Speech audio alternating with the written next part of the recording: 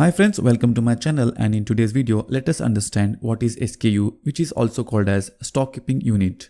An SKU or a stock keeping unit is an independent item or a product of a brand which is offered for the sale.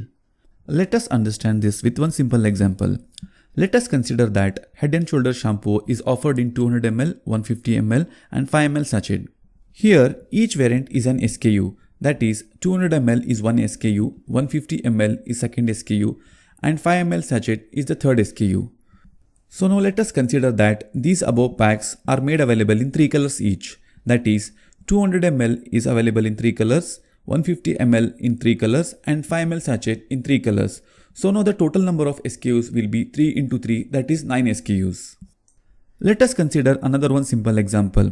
Consider that Bisleri mineral water is available in 20 liter, 5 liter, 2 liter, 1 liter, 500 ml and 200 ml sizes.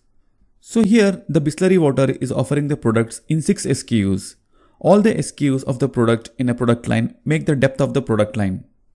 Usually SKU is 8 to 10 alphanumeric digit that the retailer will assign to the product to keep the track of stock level internally. Here we have to note that SKU should not be confused with the UPC, that is Universal Product Code. Both are different things. If the product has different color and size, each variation has an unique SKU number.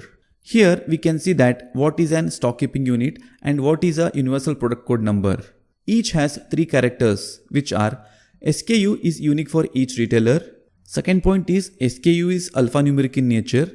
And third point is it varies in length from 8 to 10 characters.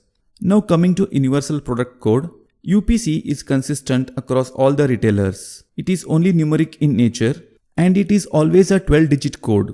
So friends, this was the brief understanding about the stock keeping unit.